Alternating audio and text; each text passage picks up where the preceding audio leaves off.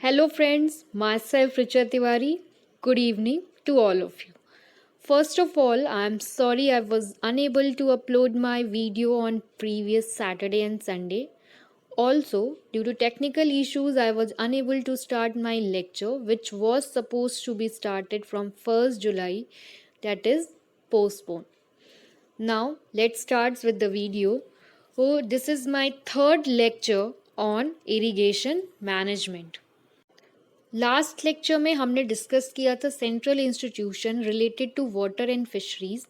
Late me remind you again कि total central institution कितने हैं है 65 है. डायरेक्टरेट्स ऑफ रिसर्च जो हैं वो कितने हैं 13 हैं और now we will be discussing about important international agriculture research centres.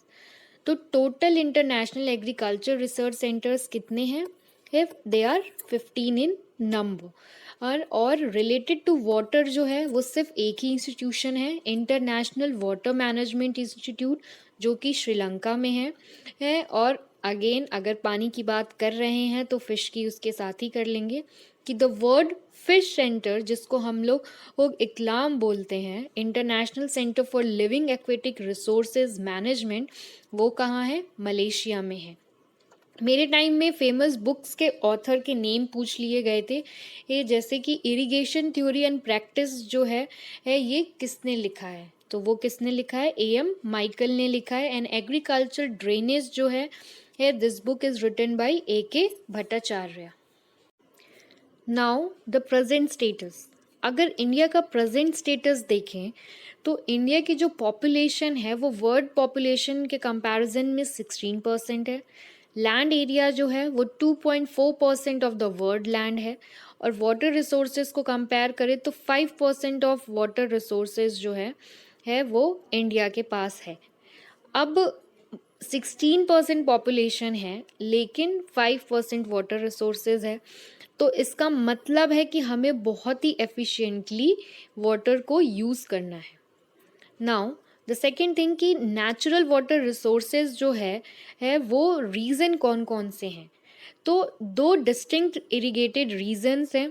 पहला हमारा इरिगेटेड रीजन है वो एंडोगैंगेटिक प्लेन है, जो कि नॉर्थ ऑफ इंडिया, जिसमें हमारा plains of Jammu and Kashmir, Punjab, Haryana, Uttar Pradesh और वेस्ट बंगाल जो है वो आता है. और दूसरा जो है वो coastal areas of Andhra Pradesh, Tamil Nadu, ये इंक्लूड करते हैं क्योंकि इनके दोनों तरफ क्या है? सी है. अब अगर हम क्रॉप्स की बात करें कि कौन से क्रॉप को ज़्यादा इरिगेशन दी जाती है, तो सबसे ज़्यादा इरिगेटेड क्रॉप जो है वो है शुगर केन, जो कि 92% एरिया जो है उसको हम under the sugar cane production and उसको हम इरिगेट करते हैं. सेकंड वीट आता है 88.1%. थर्ड राइस है 51.7% और कॉटन जो है वो 32.5% है. यहाँ पे एक क्वेश्चन है कि राइस और कॉटन, तो राइस में तो हमें पता है पडलिंग करते हैं और उसमें वाटर रिक्वायरमेंट जो है वो सबसे ज़्यादा होती है. लमसम हमारा शुगर केन के बराबर 1500 mm to 2000 mm. Sugar cane में ये आपका 2000 mm टू 2500 mm है. तो फिर यहाँ पे इरिगेटेड एरिया कम क्यों है? क्योंकि हमें पता है राइस और कॉटन जो है वो खरीफ क्रॉप है, तो हमें इरिगेट आर्टिफिशियल एप्लीकेशन की ज़रूरत नहीं है बल्कि रेनफॉल से भी ही हम इसमें जो वाटर रिक्वायरमेंट है वो अचीव हो जाती है. अब कौन सा स्टेट है जिसमें सबसे ज़्यादा जो एरिया है, क्रॉप्ड एरिया है, वो इरिगेशन दिया जाता है? तो पंजाब जो है वो रैंक फर्स्ट है, जिसमें 95.2% क्रॉप्ड एरिया जो है वो अंडर इरिगेशन होता है. दूसरा जो है वो है हमारा हरियाणा, 78.2% एरिया जो है वो हम इरिगेट करते हैं. और उत्तर प्रदेश का कितना है? 65.8%. टोटल जोग्राफिकल एरिया जो है इंडिया का वो कितना है? 328 मिलियन हेक्टेयर. लेकिन इन जो इरिगेशन पोटेंशियल है इंडिया का वो सिर्फ 139.9 मिलियन हेक्टेयर, जिसको अप्रॉक्स हम कह सकते हैं 140 मिलियन हेक्टेयर.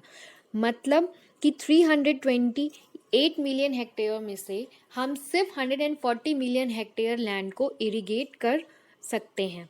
अब वो इरिगेशन पोटेंशियल जो है दो तरीके से हो सकती है, या तो हम ग्राउंड वाटर से इरिगेट करें या फिर सरफेस वाटर को यूटिलाइज करके इरिगेट करें।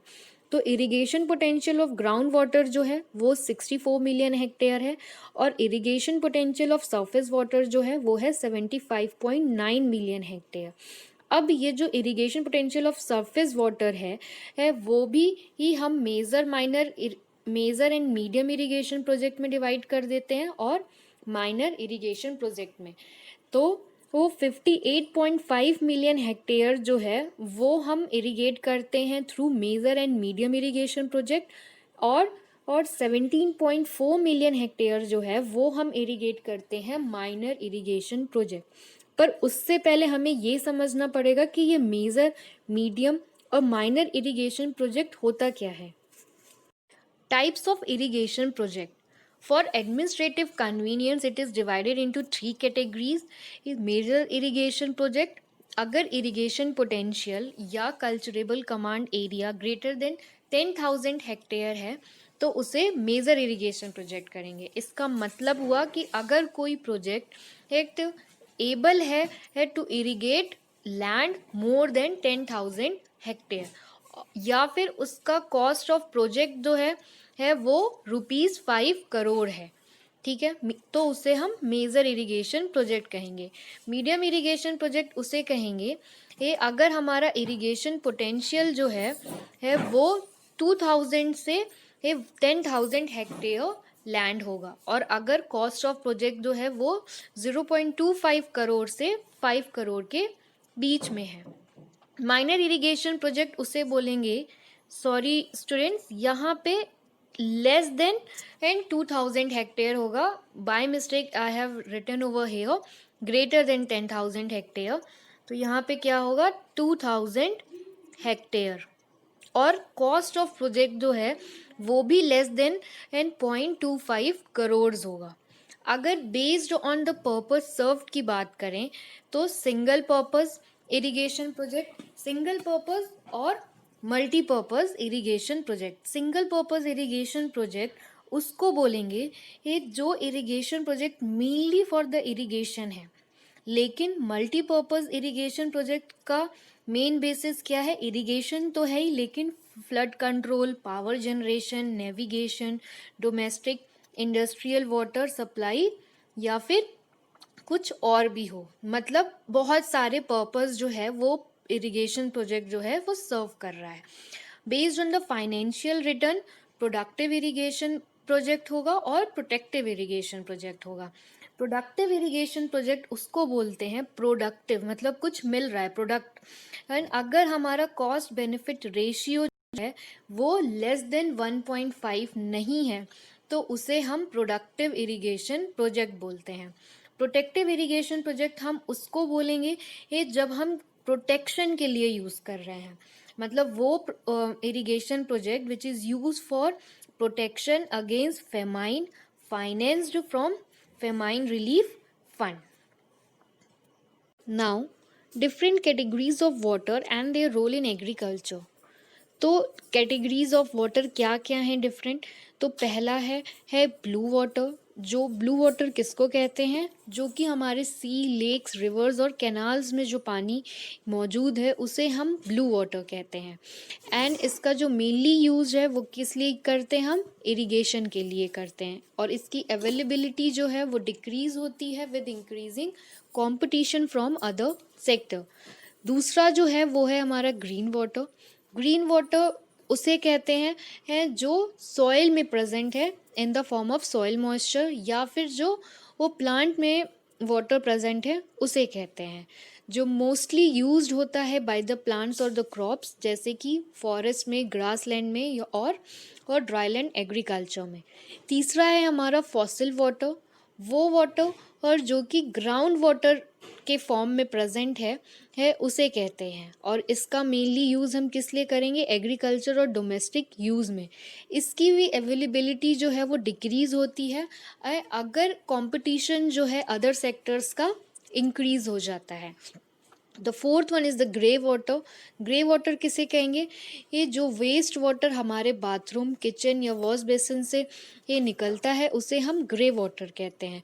तो इसमें क्या है, इस वाटर को हम यूज़ कर सकते हैं इन द क्रॉप प्रोडक्शन, जैसे कि हम किचन गार्डन में यूज़ कर सकते हैं, लॉन में यूज़ कर सकते हैं, इसीलिए इस वाटर का पोटेंशियल है to be use in the crop production. The fifth one is the black water. Black water उसे कहते हैं जो कि हमारे डोमेस्टिक सीवेज या इंडस्ट्रियल वेस्ट से निकलता है। इस पानी को भी हम यूज़ कर सकते हैं क्रॉप प्रोडक्शन में, लेकिन हमें दो चीज़ों का खास ध्यान देना पड़ेगा। एक तो ये कि जो हैवी मेटल्स या पैथोजेंस जो हैं उस डोमेस्टिक सीवेज या इंडस्ट्रियल वेस्ट के फॉर्म में जो निकल रहा है वो ह्यूमन चेन में जो है वो एंटर ना कर सके। The sixth one is the virtual water. Water जो यूज़ होता है producing the grains and the animal products and और जो वर्चुअल वाटर है, ये जो टर्म है ये पहली बार टोनी एनल ने दिया था। और वर्चुअल वाटर को हम एम्बॉयडेड वाटर या एम्बेडेड वाटर भी कह सकते हैं। इसको और अच्छे से समझते हैं, मान लीजिए 1 किलो वो वीट हमें प्रोड्यूस करना है तो उसके लिए हमें 1000 लीटर ऑफ वाटर चाहिए। तो इसीलिए इसका जो मेन इम्पॉर्टेंट है वो export import of food grains या एनिमल प्रोडक्ट्स में हो सकता है, या फिर जो रिजल्ट है import export of the water. तो इसे एज्यूम किया गया है कि इसका जो इम्पोर्टेंस है वो फ्यूचर में है, अभी नहीं है। That's all for today, guys. Thank you so much. Keep watching my channel. Please do like, share, and subscribe my channel. And students, please give your suggestions in the comment box. Thank you so much.